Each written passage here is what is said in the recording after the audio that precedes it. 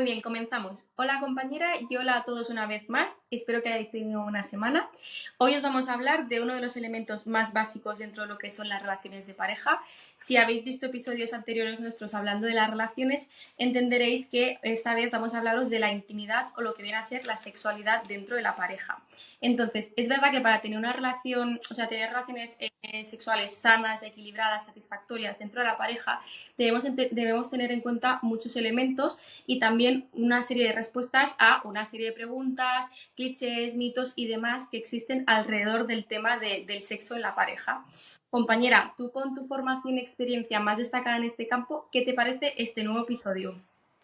Hola compañera, hola a todos. Pues sí, como hemos ido diciendo a lo largo de los episodios, ¿no? Somos seres sociales, somos seres emocionales, somos seres racionales y también somos seres sexuales. Entonces, ¿no? Es importante que hagamos pues especial mención a esta dimensión de la sexualidad tan importante en el ser humano y tan importante en la pareja.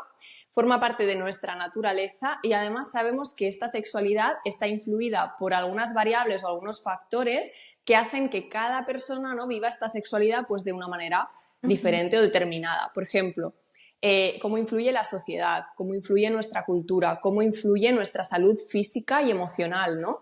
Cómo influye también la religión que tenga o que siga cada uno, cómo influyen esos mitos de los que nos hablabas, cómo influye también nuestros pensamientos, las creencias que tengamos acerca de este tema, lo que nos han explicado acerca de este tema, las experiencias que hemos ido teniendo a lo largo de nuestra vida y también nuestro propio autoconocimiento. Cuanto más nos conozcamos, más, ¿no?, mejor podremos disfrutar del sexo, ¿no? Y también pues de nuestra autoestima, de nuestras relaciones de pareja y sobre todo en algo en lo que vamos a profundizar más, de la educación afectivo-sexual que hemos ido recibiendo. Entonces, centrándonos en esta última variable, la educación sexual, vale, ya hemos dicho, ¿no?, que la sexualidad forma parte de nuestra naturaleza, pero ¿realmente se aborda este tema de manera natural? ¿Realmente nos enseñan algo del sexo? ¿Realmente es suficiente la educación que recibimos acerca de este tema? ¿Desde dónde la recibimos? ¿Desde dónde la deberíamos empezar a recibir? ¿Cuándo se empieza a hablar de sexualidad? ¿Quién nos empieza a hablar de sexualidad? ¿No? Todas estas cuestiones son algunas de las que yo me planteo y, en mi opinión, creo que la educación que recibimos es muy limitada, ¿no? ¿Por qué? Porque vemos, ¿no?, cada vez gente más joven o adolescentes que empiezan a experimentar desde el desconocimiento total, empiezan a experimentar sin ningún conocimiento de su cuerpo, más allá de lo que nos han enseñado en el colegio, que es el aparato reproductor, ¿no? Desde un aspecto desde la biología, a detectar si tengo vulva, si tengo pene, pero más allá de esto no se habla mucho y encima también vemos, ¿no?, que en casa es un poco todavía tema tabú. Nos encontramos con muchas personas que dicen, uy, yo con mis padres nunca he hablado de sexo, a mí nadie me ha hablado, cuando yo he visto alguna situación, ¿no?, como que lo han negado. Todo esto va marcando un poco pues en nosotros, ¿no?, en la información que recibimos y luego lo que hagamos con ella. Entonces, también, ¿qué nos enseñan? Bueno, nos enseñan a protegernos, ¿no?, para prevenir esas infecciones de transmisión sexual, para prevenir embarazos no deseados, pero más allá de esto, de estos conocimientos súper básicos, no nos habla nadie de la sexualidad en toda ¿no?, en todo lo que nos tienen que hablar de ella. Sí, de hecho, con esto que comentas, esto último, sobre los embarazos no deseados, ¿no?, o las enfermedades de transmisión sexual, creo que es interesante también ver un poco el foco, ¿no?, cómo se enseña o cómo se habla de sexo, si es que se habla, ¿no?, a ellos y a ellas, a los hombres y a las mujeres, a los chicos y a las chicas, ¿no? ¿Por qué digo esto? Porque, por ejemplo, si nos centramos en el mensaje que solemos recibir nosotras, suele ser esto, ¿no?, de no tengas relaciones sexuales fuera del matrimonio, no digas que disfrutas del sexo, no digas cuántas veces tienes relaciones sexuales, no sea que seas una promiscua o una mojigata, ¿no? Vigila no te quedes embarazada, porque a lo mejor no solo es tu familia, sino que es también la sociedad la que te da la espalda, ¿no? Te da ese rechazo. Bueno, hay como un montón de estas frases, esta educación que está basada en un miedo en nosotras que realmente es como, cuesta realmente saber qué es el sexo y cómo puedo vivir yo mi sexualidad plenamente, ¿no? Y satisfactoria y sana, porque es que al final es lo que has dicho tú, o sea, el sexo es algo básico, es una necesidad fisiológica y es innegable. En contraposición tenemos, ¿no?, la postura del aprendizaje o de cómo el hombre interpreta el sexo desde muy jóvenes. Cada vez son más jóvenes los chicos que se meten en páginas web, que vienen a ser el porno de toda la vida, ¿no? Y que a través de estos sitios es donde aprenden lo que es el sexo o creen aprender lo que es el sexo y acogen, o sea, se acogen de ahí para obtener la información. ¿Y esto qué es? Es un error. ¿Por qué? Porque ¿qué es lo que vende el porno? Tenemos que darnos cuenta que lo que vende el porno es placer instantáneo, la cosificación y evidentemente situaciones, encuentros sexuales basados en ciencia ficción. Entonces, claro, esto vemos que unas parten desde el miedo, los otros desde una ciencia ficción y esto evidentemente a la larga en lo que es las relaciones sexuales en la pareja o en el sexo, pues es fuente de conflicto. Exacto, como tú decías, yo creo que es muy importante aquí tener una perspectiva de género cuando hablamos de sexualidad, porque bueno, el placer femenino ha sido como un poco el olvidado, ¿no?, en todo este tiempo. Y luego rescataremos esta idea y profundizaremos un poquito más en ella, pero sí que es verdad que, como tú comentabas, ¿no?, a raíz de esta educación que no recibimos realmente, ¿no?, que buscamos la información en otros lugares, vemos luego a jóvenes que empiezan a tener relaciones sin consentimiento o jóvenes que ni siquiera saben si realmente quieren o no tener una relación sexual, pero que lo hacen más porque toca o por complacer al otro, ¿no?, o por miedo a que me dejen o por buscar esa aceptación o esa aprobación del otro. Entonces, vemos también a jóvenes, ¿no?, que ni siquiera saben cómo poder experimentar su propio placer. No se lo plantean porque nadie les ha hablado de esto. Entonces, es importante que podamos abordar este tema de una manera natural, desde casa, sin miedo, adaptándonos, por supuesto, a la edad de nuestro hijo, ¿no?, a sus necesidades, pero que se aborde porque tenemos que normalizar algo que es intrínseco a todos nosotros y que no pasa nada, ¿no?, que es normal y natural.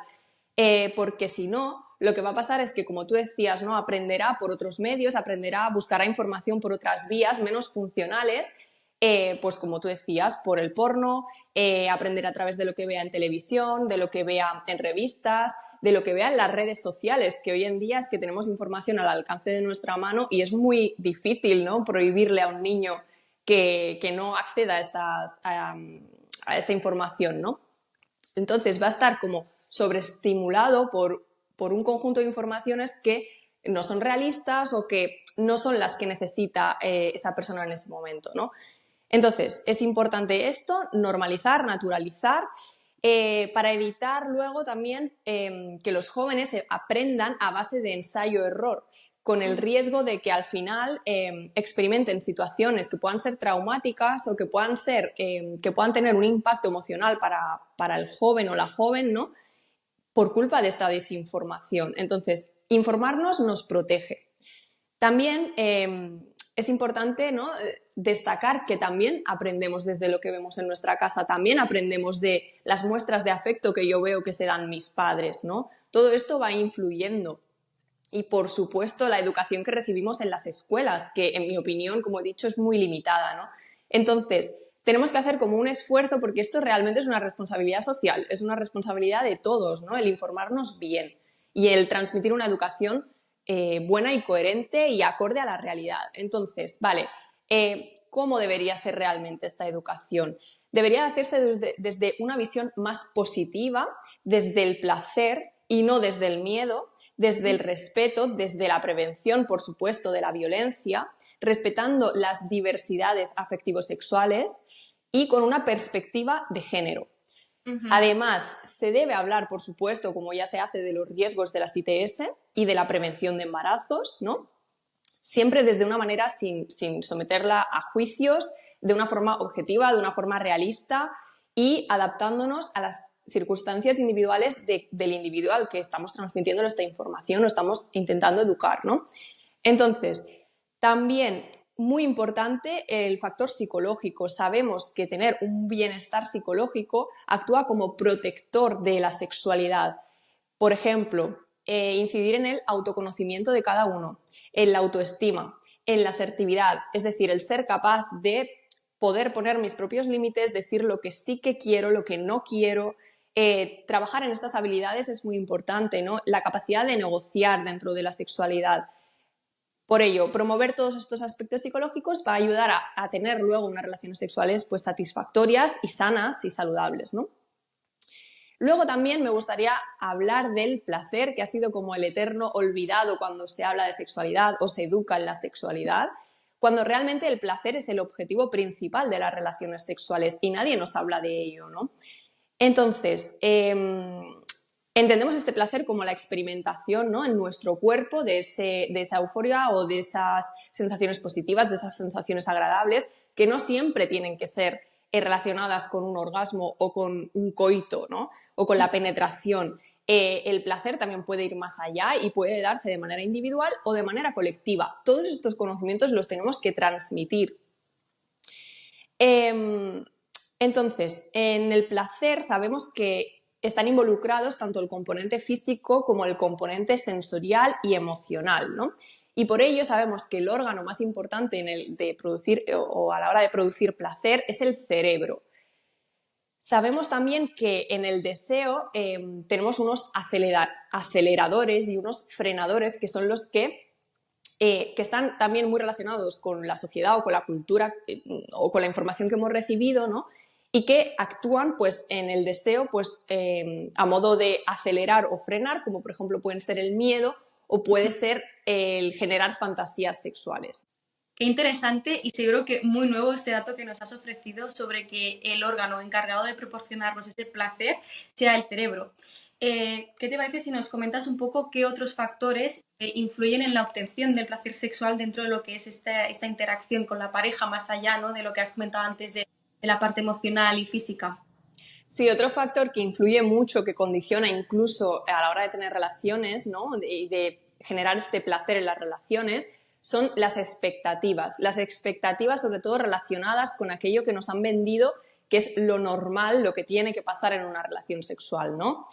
Entonces, durante mucho tiempo hemos tenido una visión muy androcentrista de lo que es el sexo y muchas veces las necesidades femeninas se han tenido olvidadas, ¿no? Entonces nos han vendido que lo normal es que el disfrute, el placer se consiga a través del coito, de la penetración, cuando realmente sabemos que anatómicamente el placer de la mujer está básicamente basado en el clítoris, en la estimulación del clítoris. Entonces, nadie nos había hablado de esto, nadie nos decía, nos abría esta posibilidad, ¿no? Entonces, luego, otra de las afirmaciones o de lo que se ha considerado normal es que los genitales siempre tienen que coincidir con la identidad sexual de la persona o, por ejemplo, que el deseo sexual siempre tiene que ser espontáneo. ¿Qué pasa? Que cuando estas cosas no son así, vemos que mucha gente se frustra, se pone muy triste, ¿no? O se siente culpable, se siente raro, se siente que algo está fallando en él, cuando realmente es que estas expectativas que nos han vendido como normal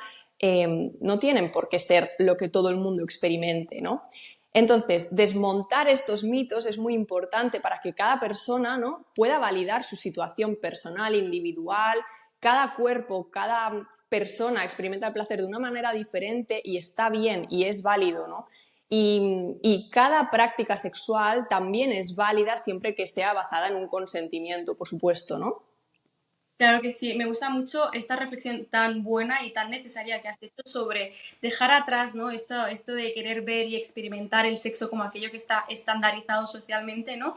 Y rescatar más esta visión más individualizada, ¿no?, de la persona, de querer interesarte por la pareja, por el cuerpo, por la historia, por la pareja en sí, básicamente, ¿no?, esta entidad. Entonces, bueno, creo que es una muy buena reflexión y que más de uno debe estar pensando, ostras, pues es verdad, yo creo que he sido víctima de esto, de esta visión del sexo que se nos ha dado durante tantísimo tiempo. Eso es. Luego también en relación a todos estos factores que hemos ido comentando, a veces sí que se dan disfunciones sexuales, ¿no? Y más allá de cada disfunción, sí que sabemos que están relacionadas bueno, con el deseo, con la excitación, con el orgasmo, con la penetración, ¿no? Las dificultades se ven relacionadas con estos aspectos dentro del sexo y es importante observar o poder averiguar cuál es la causa de esta disfunción para poder siempre tratarlo de manera adecuada, porque muchas veces vemos que detrás de esto se esconde un factor psicológico, como por ejemplo pues algún trauma, algún problema de autoestima, la presión, el estrés, el Sí. miedo también, las experiencias de abuso, de rechazo, el poco autoconocimiento, como decíamos antes, la baja autoestima, ¿no? Todo esto va a influir de una manera, ¿no? Va a condicionar de una manera importante en las relaciones sexuales, y luego también tenemos otras causas que sí que serían más orgánicas y que también tenemos que explorarlas, ¿no? Ujú, correcto. Entonces, ahora, bueno, esto que acabas de comentar también se matizará un poquito más adelante, pero sí que es verdad que yo creo como psicólogas y dentro haciendo justicia un poco, ¿no?, a esta parte más neuro que hemos estudiado, sí que me gustaría centrarme un poco en dos cosas. En primer lugar, en este punto más neuropsicológico dentro de lo que es las relaciones sexuales, y luego también estos factores que estabas comentando, matizarlos un poco más, estos factores o estas causas que pueden llegar a dar lugar a la disparidad sexual en la pareja. Si no conocéis este concepto, no os preocupéis, que ahora en unos minutos os hablo de él, ¿vale? Pero si nos centramos en el tema de lo que es el deseo sexual y la excitación a nivel neurológico, eh, vemos que evidentemente una relación sexual es un nivel de conexión muy profundo, muy íntimo y que va más allá de lo físico y de lo sexual, ¿no? Vemos que cuando hay ese encuentro íntimo es una exploración del cuerpo de mi pareja, ¿no? De sus deseos, de sus fantasías, de sus emociones y evidentemente de una vulnerabilidad de la otra persona, o sea, hay una entrega completa, ¿no? Entonces, es algo tan íntimo, no solo por el acto en sí, sino por esta química cerebral que vemos que se da, ¿no? Entonces, cuando hablamos de química cerebral, nosotras o dentro de la psicología siempre nos solemos hacer referencia a los neurotransmisores. Para los que no lo sepáis, los neurotransmisores son como esos mensajeros que llevan el mensaje de neurona en neurona. Y entonces yo creo que aquí lo más interesante, porque hay muchísimos neurotransmisores y bueno, neuropsicología también es muy interesante, pero me quiero centrar básicamente en dos. El primero sería la oxitocina, ¿vale? Vemos que cada vez que hay un acto sexual donde hay esta unión, esta excitación, ¿no? Bueno, este acto, la oxitocina lo que hace es está directamente relacionada con el placer y la satisfacción, pero también actúa como facilitador de la complicidad, del afecto y de la confianza dentro de la pareja. Entonces vemos que esto que os estamos comentando, Andrea y yo, no es que sea algo que es que la psicología divaga, no es que está también basado en esta química cerebral, que es lo que todos somos también a nivel, pues esto, de las distintas áreas, más allá de lo social, lo emocional, también somos química cerebral.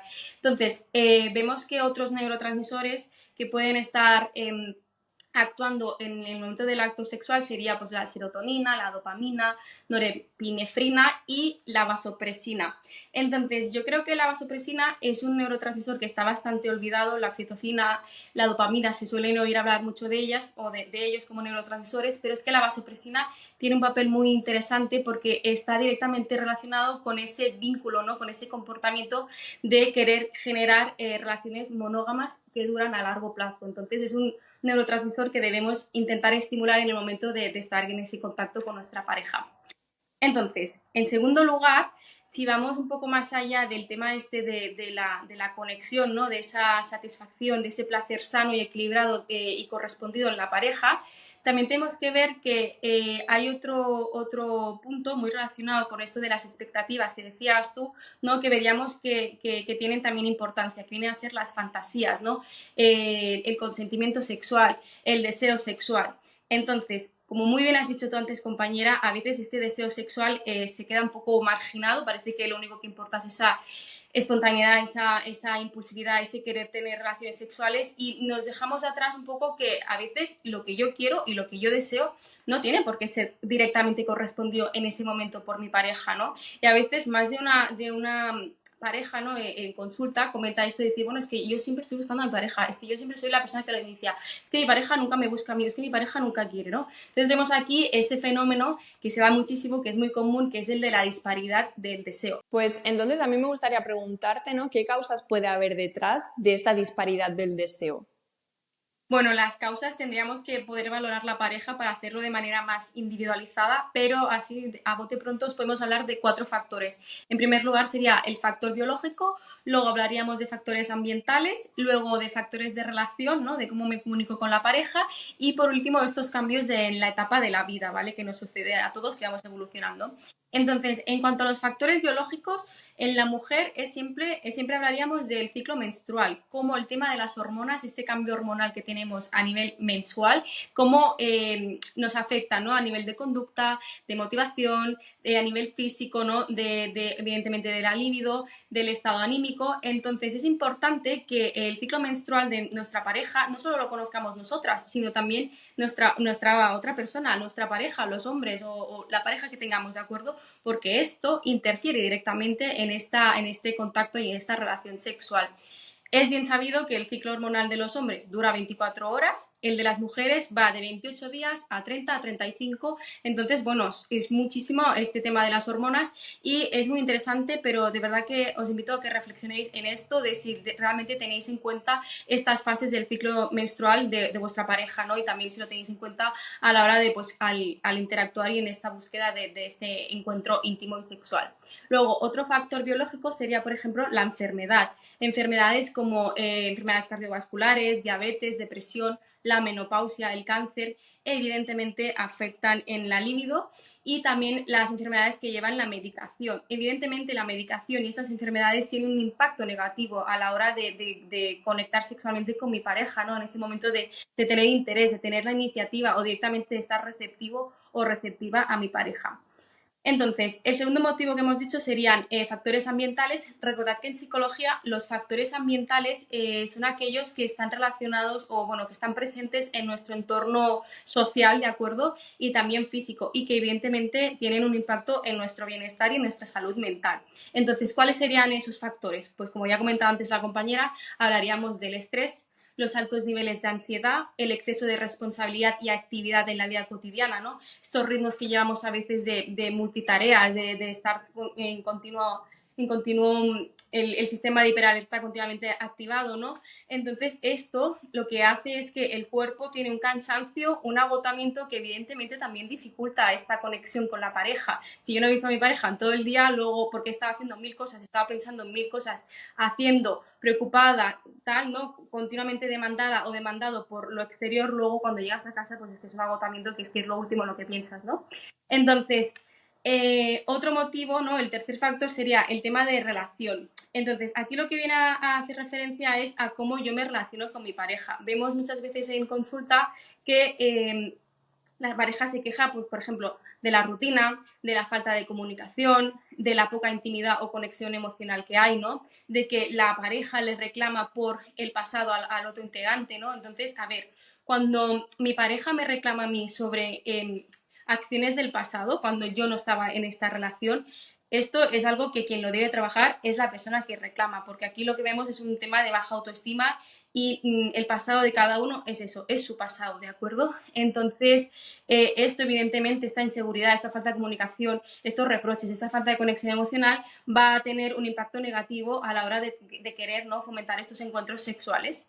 Y luego el cuarto motivo, como ya he dicho antes, serían los cambios de etapa en la vida. Pues, por ejemplo, un matrimonio, el nacimiento de un hijo, un duelo, una mudanza, va a afectar, porque claro, al final hay cambios a nivel hormonal, a nivel de situación. Entonces, muchas veces vemos que parece que el tema del sexo pasaría como a un segundo o incluso a un tercer plano, ¿no? Sobre todo en temas de la maternidad.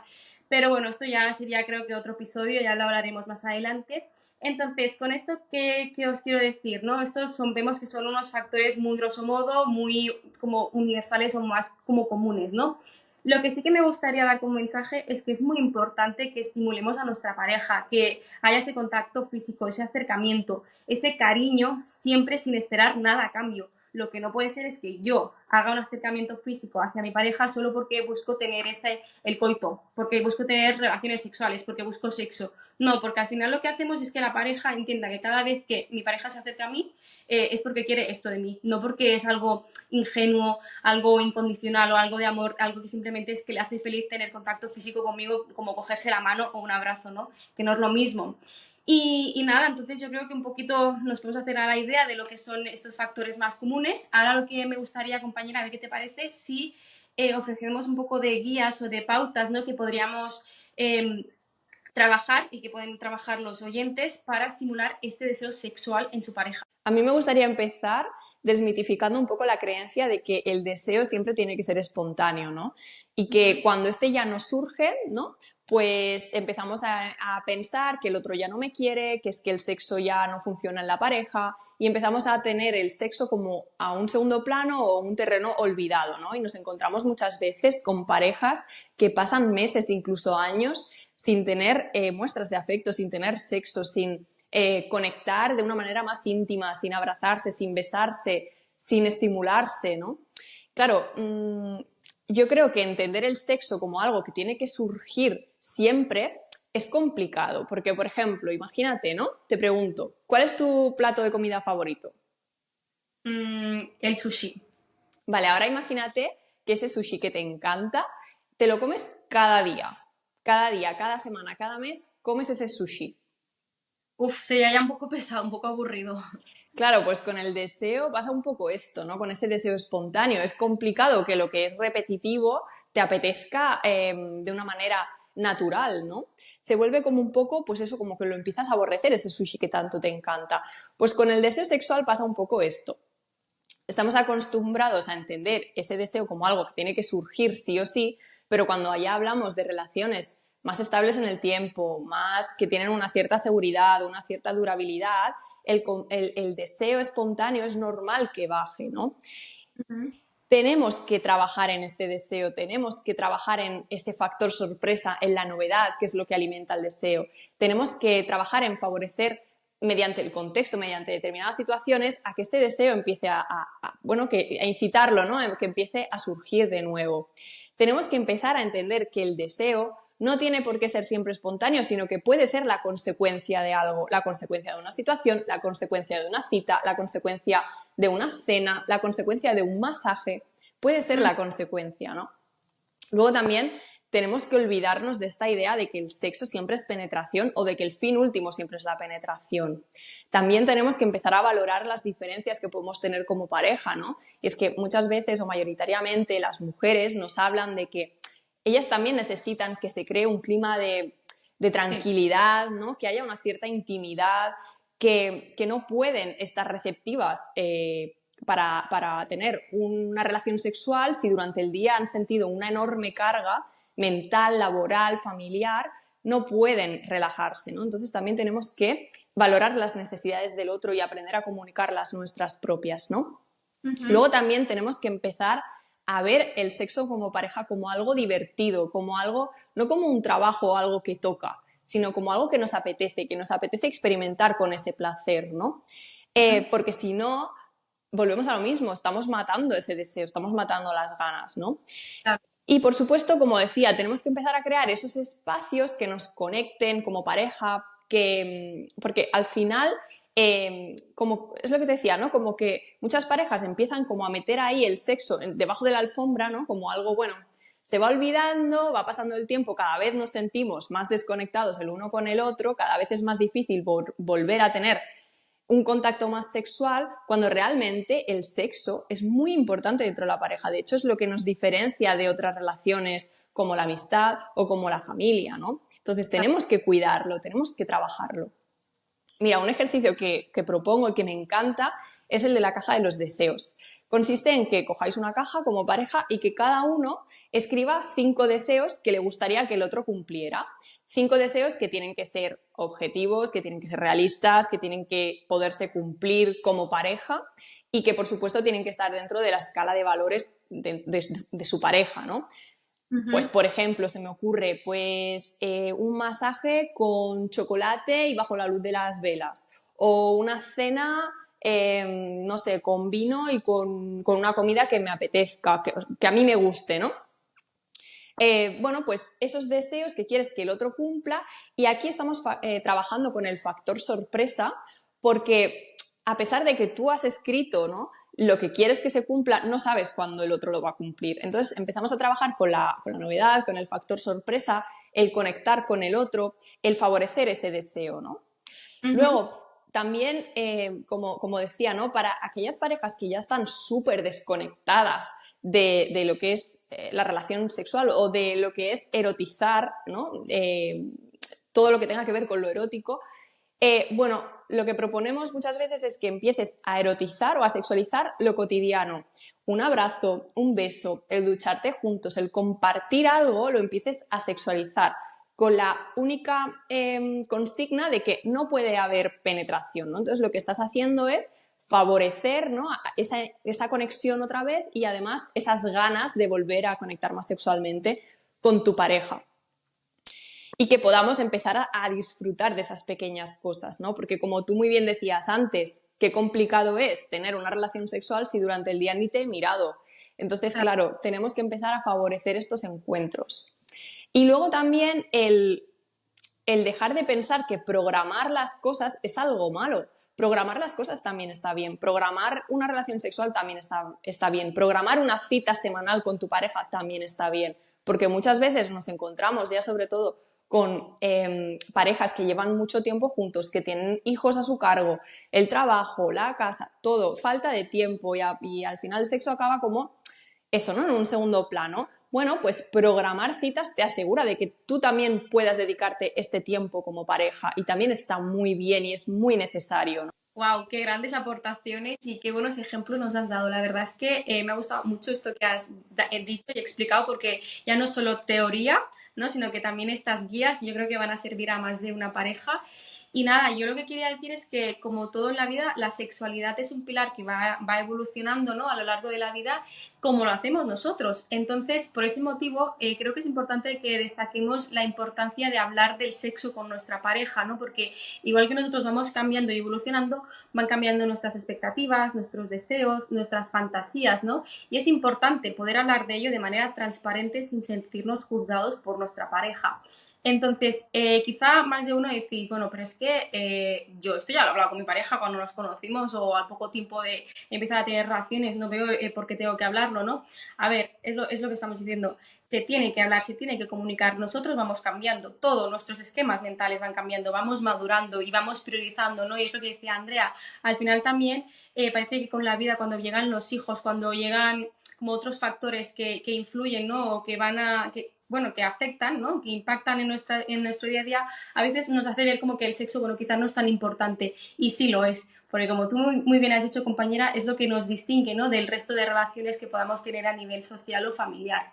Entonces, quizá también alguno diga, es que yo no quiero volver a hablar de esto porque es que me da vergüenza. O sea, llevamos ya 20 años con mi pareja, 40, 50 o 5 años, da igual, el tiempo que sea, y no sé muy bien cómo empezar a tocar este tema, ¿no? Porque, bueno, por pudor, por falta de educación, por no, bueno, por el motivo que sea. Entonces, también hemos pensado en daros algunas guías o algunas pautas para que podáis hablar de este tema, de lo que os gusta, de lo que os estimula, de vuestras fantasías con la pareja de una manera que sea completamente tranquila y evidentemente muy validado lo que sea que vayáis a comentar, ¿no? Entonces, en primer lugar, ¿qué tendríamos que tener en cuenta? Pues debemos tener en cuenta que tiene que ser un momento en el que ambos estéis tranquilos, que no haya ninguna prisa, que sea con calma, ¿de acuerdo?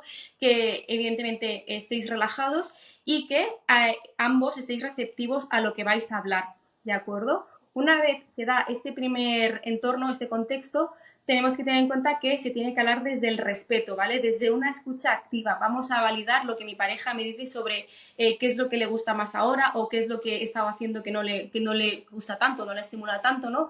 Es importante que las necesidades sean escuchadas y validadas. Entonces, a través de esta comunicación honesta y transparente, vamos a permitir que la pareja se sienta cómoda para hablar y, por tanto, no se va a sentir ni juzgada ni con prejuicios de por medio. Es nuestra pareja, la queremos, es algo incondicional. Entonces, dejemos fuera los prejuicios, dejemos fuera las inseguridades, dejemos fuera los miedos, escuchemos, porque al final es eso, lo que queremos es que estas relaciones sexuales sean sanas y satisfactorias, y evidentemente lo que queremos es estar con nuestra pareja, si la queremos bien, pues para siempre, ¿no? Entonces, tenemos que validar esto. Luego, evidentemente, se deben aceptar las diferencias. ¿Cómo? Siempre a través de la empatía. ¿De acuerdo? Debemos aceptar que quizá pues hay un deseo, ¿no? Un deseo sexual que es distinto. Debemos aceptar que no tenemos las mismas fantasías, que quizá, bueno, quizá mi pareja le gusta mucho pues tener, me imagino, sexo. Ahora no sé una situación, sexo más, por ejemplo, en sitios públicos, ¿no? Hay personas que tal, y yo, por ejemplo, pues yo me siento una persona más pudorosa. Bueno, pues comunicación, ¿vale? No quiere decir que mi pareja sea un pervertido o una pervertida, en absoluto. Tenemos que ver, a través del diálogo, cómo podemos llegar a un equilibrio en donde ambas deseos y ambas fantasías pues sean satisfechas, ¿de acuerdo? Luego, evidentemente, es importante ser creativos, lo que comentaba la compañera, experimentar, buscar nuevas formas de conectar con mi pareja. Esto que comentabas, este buen ejemplo del culán, ¿no? De hacer esas citas programadas que permitan que mi pareja se sienta un poco pues, más receptiva, más receptivo hacia mí, ¿no? El querer hacer ese acercamiento sexual, está como este tonteo, ¿no? El tonteo, esta excitación, esta tentación no es algo solo de los primeros meses o los primeros años, es algo que se puede cultivar y que se debe trabajar, porque al final las relaciones de largo plazo son trabajo, son constancia y es buscar, ¿no? a mi persona. Y luego, sobre todo, si vemos que la comunicación o la conversación empieza bien, pero luego se está torciendo, que mi pareja se siente incómoda, que no está siendo receptiva y tal, paramos, ¿vale? ¿De acuerdo? No hay que forzar, no es algo que tenga que provocar ningún malestar, ningún trauma, se para y se retoma en otro momento, ¿sí? Entonces, yo para ir cerrando, me gustaría hacer un poco mención al tema de la sexualidad y la diversidad sexual, ¿de acuerdo? Debemos entender que bajo nuestro órgano dérmico, porque sí, la piel es un órgano y es un órgano, es el más grande del cuerpo y se debe cuidar pues con protección solar, cremas hidratantes, tenemos que entender que debajo de la piel todos somos iguales, todos sentimos igual, todos tenemos nuestras necesidades, evidentemente las necesidades fisiológicas son las mismas en todos, el sueño, el hambre, el sexo, ¿no? También tenemos las mismas necesidades emocionales, ¿no? Como pues eso, el sentimiento de pertenencia al grupo, la familia, etcétera. Entonces, lo que sí que debemos de ver, ¿no? Que es que todo lo que hemos explicado en los distintos episodios de parejas, de relaciones de parejas, aplica igual en todas, ¿de acuerdo? Ya, da igual con quién es tu pareja. O sea, las necesidades y lo que hemos explicado, lo que hace que una relación funcione, lo que hace el compromiso, la intimidad y todo esto, aplica por igual en todo el mundo. Entonces, debemos entender que la manifestación de la diversidad sexual, lo único que hace en nuestra sociedad es enriquecerla. ¿Por qué? Porque hace que reforcemos una serie de sentimientos y valores como la aceptación, el compromiso y la convivencia respetuosa entre las personas con distintas formas de vivir y experimentar su sexualidad y el amor. Y esto es universal. Genial, yo creo que ya para terminar con este episodio, me gustaría recordar que te permitas conocerte, que te permitas pedir, que te permitas decir lo que no te gusta, que te permitas disfrutar del sexo, del placer, que te permitas cuidarte y dedicarte tiempo. Y sobre todo recordar que el sexo es responsabilidad de cada uno y que está en nuestra mano el poder hablar de ello abiertamente de manera natural para romper con esos mitos y para empezar a visibilizar esas necesidades femeninas que han sido un poco las eternas olvidadas, ¿no? Y bueno, me gustaría eso, rescatar la idea de que te permitas experimentar, porque solo sabiendo lo que te gusta serás capaz de poder pedirlo, ¿no? Y luego también, como pareja, recordar que cultivar el deseo pues es importante, el sexo forma parte de nuestro vínculo y como todo la pareja se tiene que cuidar y se tiene que alimentar. Así que nada, gracias y espero que os haya gustado este episodio. Gracias.